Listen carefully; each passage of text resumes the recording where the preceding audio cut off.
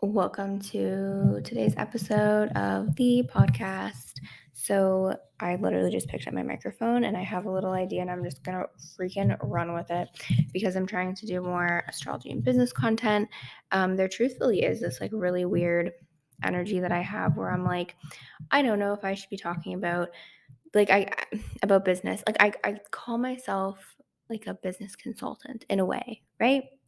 But then I have this thing attached where it's like, oh my God, am I worthy of being a business consultant or whatever, right?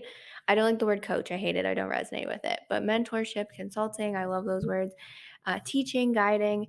And I feel like I have enough experience to share my lessons. And as a projector and a 3-5 projector, I'm really just supposed to like experiment with life and then like show up to allow myself to be seen. But then like also, I'm just experimenting and I'm getting distracted by something. And this happens every podcast episode. Um, but yeah, what was I talking about? Oh my goodness, this happens too where I forget my train of thought. Oh yeah, I don't feel like I'm that I don't know, like I have issues with like really stepping into like the power of that. And I've always been like, oh, it's because I'm like young. But it's like, no. I've been experimenting since like age 20 with businesses. I'm 25. I think I've learned a thing or two and I want to share it and share my trials and errors of things because that's how you learn. But also having that 3 in my chart, I'm like meant to experiment and get my human design chart. I will soon offer like human design mixed with astrology readings. It's coming. It's projected into the future. But this 3 really allows me to just like experiment, try things, and like you can't tell me if I'm gonna like it or not. I have to go do it myself. And yeah, it's fascinating. I also have the line in my chart I discovered. I forget the line number where it says you don't want to work for anyone else but yourself. And I was like, literally, the human design chart says I'm supposed to be an entrepreneur. You have to preach this business stuff and share it. But my approach to business is very different. Like when I started my business, I said to myself, do this grant program. Um, start the business, and if you don't like it, you don't have to continue it because the grant program is just you do it for the summer here in Ontario, Canada. If you are anywhere in Ontario, Canada, they like Google summer company grant program. If you're in a post-secondary institution, they also might suggest this. You have to be like in school, going back to school, and it's your summer off. And instead of getting a summer job, you decide to run your own business for the 4-month period. And I was like, yeah, if you don't like it, who cares? I loved it and I've been doing it ever since. But I had to try it, right? But I gave myself permission to be like, if you don't like it, don't continue it. And giving yourself that permission. I do that with everything I do. Like if I don't um I'm gonna be trying a membership. The details will be below. I'm gonna do a membership that is only open for it's only 6 months that I have planned. And depending on how it goes and how I like teaching in a membership container, it will determine if there's a membership after that 6 months or not. Because I've always wanted to do one. But then I feel like the energy of like, how long does the membership have to go on for? Do I have to commit to it forever? What if I want to stop, right? And almost that fear of the people who join, what if they're disappointed that I stop, right? So almost creating this energy of like, okay, it's a membership. There's 6 months open to enroll for to be a member for a maximum of 6 months, unless otherwise stated. Who's in? Let's experiment with this. And it's all about astrology and business and taking your chart and really learning how to integrate that into your business. If you're like be more beginner, I try to call unconscious women who are like something's holding them back from starting a business, or they're like, I just started and like I need help because everyone's business journey is like unique. But I found astrology about a year into my business. Life-changing information. And I want to talk about the different places you can look in your natal chart to figure out your best ways to be in your business, your best ways to serve, your best ways to make money, doing things that really expand you and therefore expand the people around you, right? Like it'll act as a ripple effect to your customers or your clients, depending if you're your product or service based. I'm more service based, but product entrepreneurs are awesome too, right? If there's true intention behind what you're selling, a product or service, it doesn't matter like what category you fall into. So the first place I'm going to talk about that you look for in your chart, it's the very top and it says MC. It should be a dark black line, and opposite to it is IC. There is a deep wisdom that this line holds in the middle of your chart. The IC at the bottom, it's your home and family life. It's your childhood. It's kind of the energy, and this is so new for me, like discovering this. But your IC is the energy, like the energy that you embody when you're like around your family, and it's almost the energy that you don't want to be that energy when you're at work, and that's why you go to your MC, right? So, I found it like my example is a Libra IC. I play peacekeeper. Um, I don't want there to be any conflict at home. I want a very peaceful, balanced home. So I do everything I can to make sure that there's no arguments or conflicts or anything, right? So at work, or at work in my business, whatever I'm doing that's not connected to my family, I'm in service and I'm being seen as like, businesswoman Lisa or leader Lisa or whatever. I go to Aries. I'm independent. I don't want anyone telling me what to do. I don't want to have to keep the peace or like, fight the fires. I'm leading. I'm expressing myself authentically. End of story. I'm not here to like, be peacekeeper. I'm here to lead and move things forward and start things and pioneer things. We look at the bottom. I'm not here to play like mediator.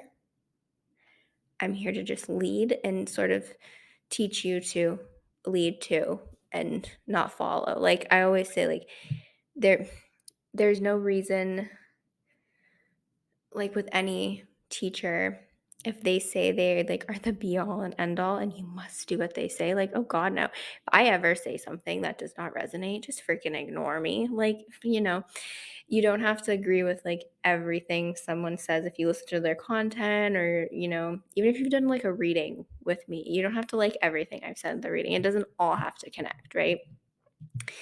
But anyway, that midheaven though is like where you're sort of going in your career and the legacy that you're going to leave behind. And I've used the word midheaven. I love how sound is mystical. Someone's like, it sounds so intriguing, and I'm like, it does. So I've used that term to really be the foundation, this line in the middle of your chart that goes up and down like north, south, noon, and midnight at the bottom. I'm using this, if you think of the chart as a clock.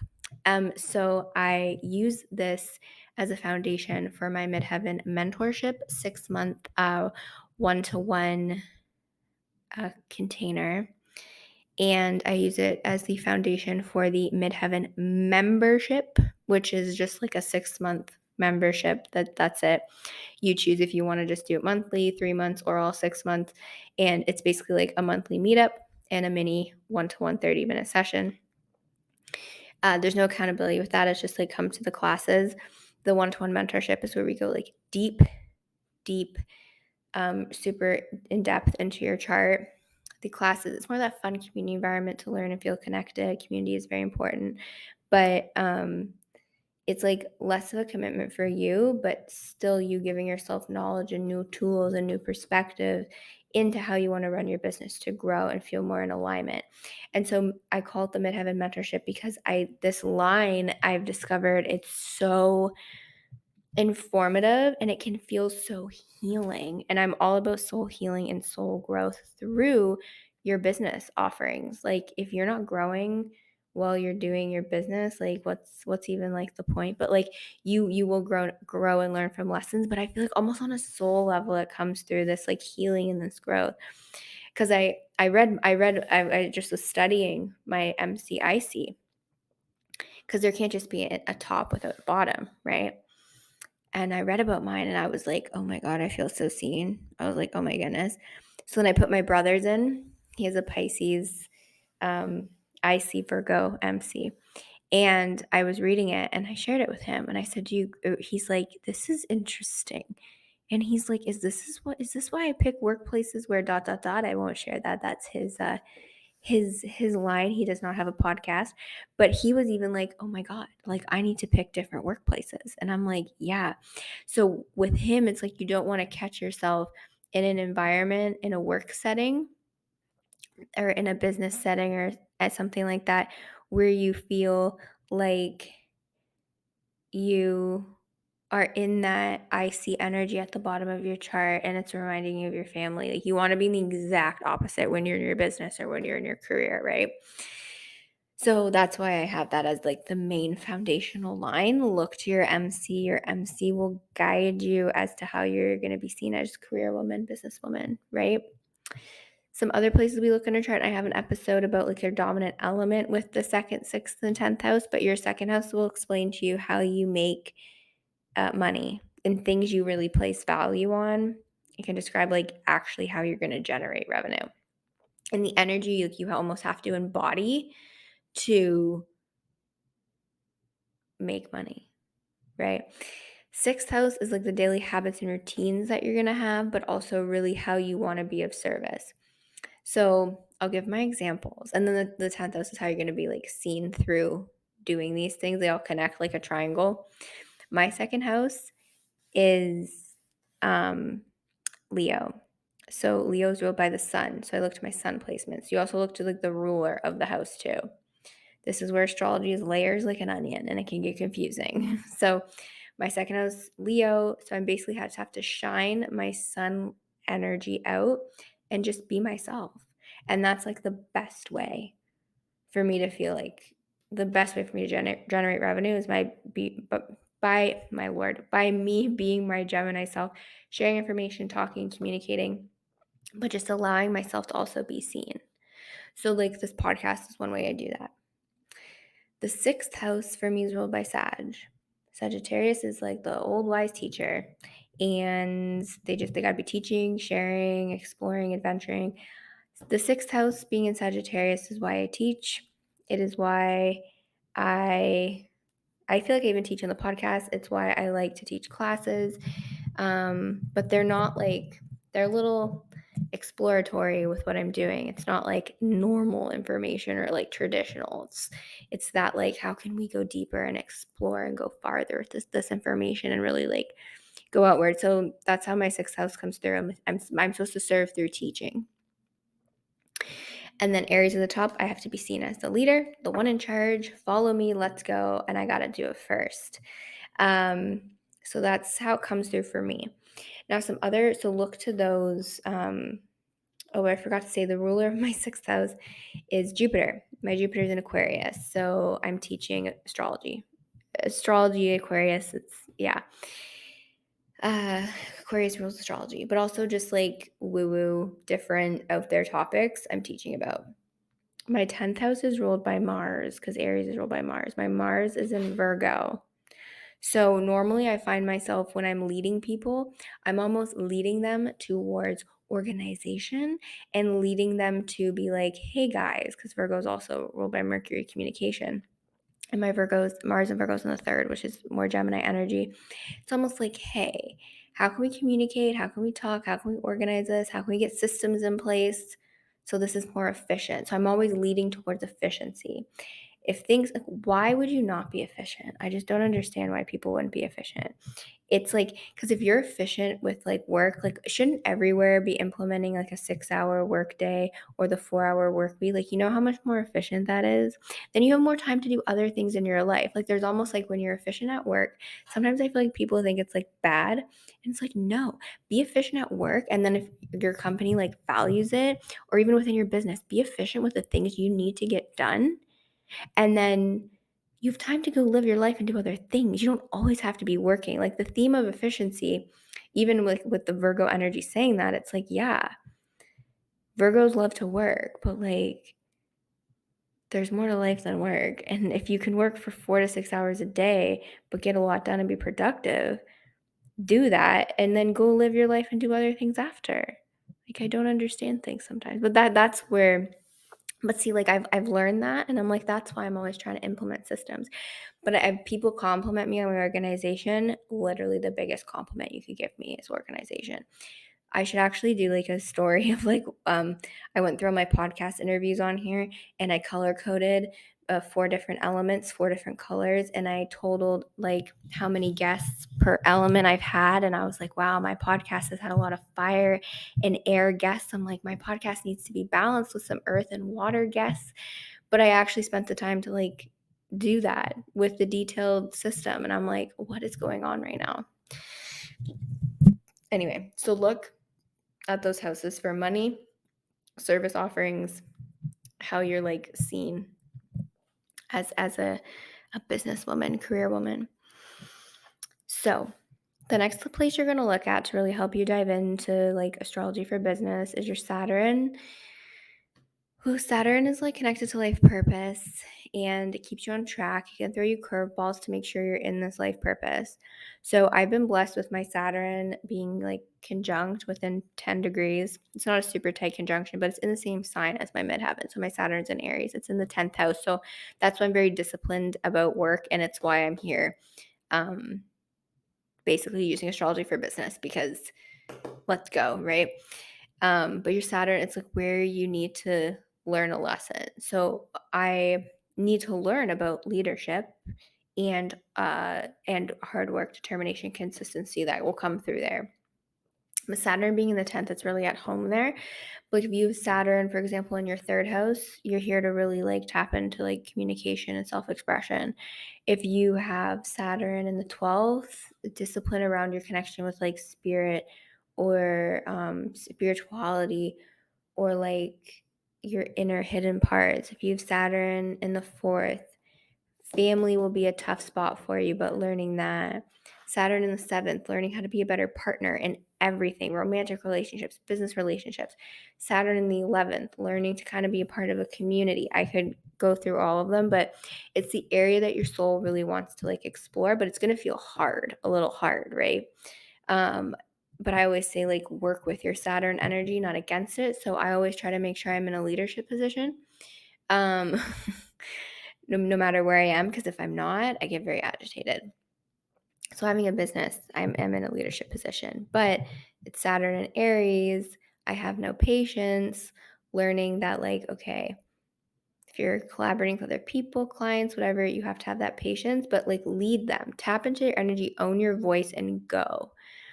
If you have Saturn and Libra, it would be like the opposite of what I'm just talking about. It would be like learn how to collaborate with someone and like walk with them, not in front of them. But yeah, so look to your Saturn, Google like Saturn in this sign in this house and see what it really means for you, where you're learning to be dedicated and disciplined to. Next, I want you to look at your Venus. Venus is a planet of like love. You've probably heard that. Venus is also like what you love to do, though. It can be what you like to do with a romantic partner, but it can be what you love to do. Venus is also the planet of money and abundance, so it can explain some of the best activities for you to do where you naturally feel abundant and therefore could just kind of naturally earn money in that area because it just lights you up. So for me, my Venus is in Gemini. My first business was social media. It's so Gemini. I have a marketing job, but really what I do is like, I'm hearing sound. All I really do in my business, astrology readings, one-to-one, like it's a conversation. It's Gemini. Talking to you in a podcast, it's Gemini. I teach a class. It's Gemini. Pre-recorded courses. I have books I've written. What else have I done? What else do I offer? I teach classes. Yeah, like everything I do is rooted in Gemini. It's rooted in air. And I never feel like it's work. And I just love it so much. And it works and it flows. And I go with it. So you got to look at your Venus to see where you're really lit up by things and where it'll be really natural for you to just like tap into. You'll just, if it doesn't feel like work and you're really enjoying yourself, you're naturally abundant, like the money will just almost just be drawn to you when you're in that energetic state of reception and enjoyment, and you'll feel so really fulfilled with what you're doing. So look to your Venus, and then you got to look to your Jupiter, because Jupiter is how you expand. Jupiter and Venus energy are very, very, very similar. Now, I am blessed to have I feel like I'm blessed. There's probably a downfall to this. There's always a good and bad to everything. You got to watch the energies, right? And turn your observer on. So my Venus in Gemini at 23 degrees. You don't need to know this very much detailed information about your chart, like down to the degrees, unless you're more like advanced. But um, I have Venus in Gemini at 23 degrees, trining beautifully my Jupiter in Aquarius at 21 degrees. So my Jupiter and Venus are in great reception. So Jupiter and Aquarius, it also can explain how you can like expand and things that you love to do, things that bring you joy, similar to Venus. But Jupiter is just like,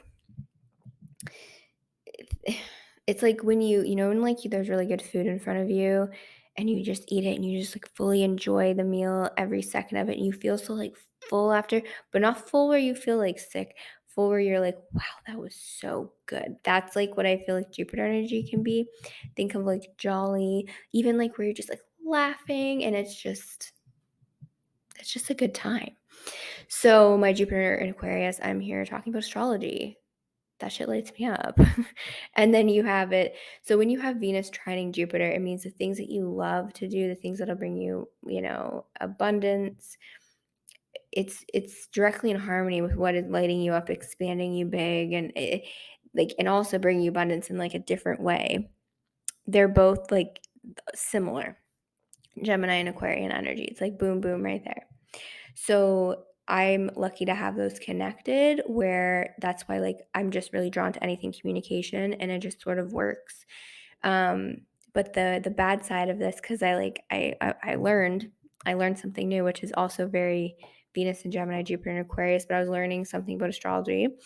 And it was more to do with like Venus and relationships and the aspects you have to your Venus, because it can really talk about it can explain why my Venus in Gemini is different from someone else's. So like my Venus in Gemini is trining Jupiter. How many times can I say this? I have Mercury in Taurus. I apologize for repeating sometimes. But then part of me wants to be like, no, I'm not sorry. This is who I am. And I have permission to repeat myself, because that's what I tell clients in readings. Like, it's permission slip. You want more security? That's because you have this Taurus. Or you want to go on an adventure. You don't want to listen to yourself. You're Sagittarius. Rock with it, right? So yeah, I'm going to repeat myself. I have Mercury in Taurus. And so, oh my gosh, where was I going though? Gemini losing her train of thought. The Venus, oh yeah, so the Venus in Gemini trining the Jupiter in Aquarius, it's basically like I might give too much, right? Or I might be too optimistic about things. My brother, he's a Virgo, he's like 3 things in Virgo, and he's like, you can be a little delusional. And I was like, oh my goodness, right? I have a Pisces moon. But I was like, I just think I'm a little too optimistic sometimes. I like to see the good in everybody. But that has gotten me. For sure it has, right? So he's more like the reality grounding energy. But having the Venus trining Jupiter, and you could have Venus trine Jupiter in like any element, any sign. If there is a trine, it could just mean you're super optimistic, very like you're a giver. You're a giver. Like I love like for like we'll bring this into business. Like I do a yearly lavender meditation. I give everyone crystals and like a lavender gift, and it's my favorite part of the class. Like before I even go to teach, I'm like making everyone's gift and I'm putting it together, and then I see you and I'm like, oh my god, hi, you're the Gemini, here's your little crystal gift. And I get so excited to like give them the gift. I don't know what it is, but I think it could be connected to Venus Jupiter just as I'm talking. We just have to make sure you don't give like too much of yourself like away, or you're like overly optimistic and then let down for some things. So that's that. But if you have like Venus, for example, because I know someone who has his Venus in Gemini like me, but they're born earlier than me, so their Venus is actually trine Uranus or Uranus in Aquarius instead of their Jupiter, just because of the degrees. And Venus trine Uranus is a completely different energy. It's going to give your Venus, it'll be more of like this erratic, sporadic, loving, very out there, outlandish, worldly things, as opposed to connecting to this like Jupiter, over expansive, over optimistic energy. I can do anything. the Uranus and Aquarius could even have a more realistic approach to things, but almost like a um it'll feel out there. It'll feel out there. But like that's how these things are aspected can like affect. That's like I guess more advanced and deeper. So okay, to recap, because I'm gonna forget what I talked about. Look at your midheaven first. Always the midheaven, that line in your chart, the foundation, go there first. Then we look at your second and sixth house. Then we look at your Saturn. Then we look at your Venus. Then we look at your Jupiter. And the last thing I'm going to talk about before I forget, go look at your North Node. Oh my gosh. My astrology teacher, Deborah Silverman, I've taken her level 1 and 2 program. She's wonderful. She's a fellow Gemini. She says your North Node is the shortcut to enlightenment. And I always like to give her credit for saying that because I've never heard anyone say it that way. And it does kind of make sense. If you can embody the qualities of your North Node, your life will be like a-okay. I'm doing like the like okay, perfect circle and then the like that emoji. And like it's true. When I embody the qualities of my North Node and Virgo in the third house, I feel a lot more grounded. I'm like, oh yeah, this is what I'm supposed to be doing, right? So looking at your North Node and being like, okay, where do I need to go to? Like, it's almost like if you think of it as, I would say, the star in the sky shining brightly. Oh, you just are led to it. You're like, I must follow that light, right? Go to the light, go to the light. That's what the North Node is. Go to the light, but you're not like dying, you're living. You're living towards the light energy though, right? But sometimes you might feel called into the South Node, which you need to embody those as well because it can almost help you get there. Like, again, there's that opposite energy, like how I talked about at the beginning with the MCIC. You need the opposite of what you had in home in your business and career. So with your North Node, South Node, you need to sort of take some of the lessons you learned from your past life with that South Node, but to get to your North Node. Because every sign is its opposite. I want to do a post on every sign is its opposite and share that. Like, I'm a Gemini, but I have some Sagittarius things. Like, I feel like every sign has a little bit of their opposite. And I've met Sagittarians. They're maybe a little Gemini. And I feel like that's why you gravitate to your opposite sign because they complement. Plus, you just get along with them. They might bug you, though. Yeah, but that's how I feel. Like, if you're ever confused about a placement that you have, like, for example, I'm a Cancer rising. I am one of the most business-driven people you will ever meet. As a Cancer rising, I find this shocking, but I work from home. But Cancers are great business people. I'm sorry, but like, who is it? Elon Musk is a Cancer. Okay, I'll just leave that there for you. Every sign has their opposite because Capricorn's the opposite of Cancer, and Capricorns would be the ones you would think would be known for being business people. But you know what? I think Cancers have great business acumen because their driving factor is safety and security, and money can provide that. And how do you make money? Well, you work or you have a business that earns you money so that you can have security and safety. So that's where I think it comes from with Cancer. Capricorn, I feel like they have different, they feel like they have an obligation to do something. With Cancer, it's much more of an emotional driving factor. Safety is the most important thing for me in my entire life. Being a Cancer rising was even look at your rising sign for your business. That's how people might even see you or see your brand. I use my Cancer rising to determine my branding. That's why everything is blue on my Instagram feed. Go check it out. Someone described my feed to me as like safe. I was doing market research and I was like, that is the biggest compliment you can ever give me, that you feel like my social media feed is safe, because the internet is not a safe place sometimes. And I was like, I'm totally going off of my Cancer rising with my branding, which is I'm all about safety. My lens of the world is safety. That's why I think I like virtual teaching as well, because I'm like, if something bad's happening, shut the computer and it's done. You're safe, right? So that's everything I have to share about where to look in your chart for your business placements and business. I mean, you could look anywhere. I could say, like, look at your Mars to figure out how you're going to like use your masculine in your business and create structures and systems. I could do it for every single planet or house, but this is like the main ones to start. And if you're like, okay, I want more, I have my free class coming up. I have my Midheaven membership and I have my Midheaven mentorship. Or you honestly could just book a reading with me and we could just do straight up astrology business reading. So there's so many ways to There's even my book, Don't Tell Me What to Do, with like the business stuff in there. So yeah, so many ways to go deeper with this. DM me on Instagram. Let me know some of your business placements. And I think that's it. More business content to come. I will see you in the next episode. Have a great day.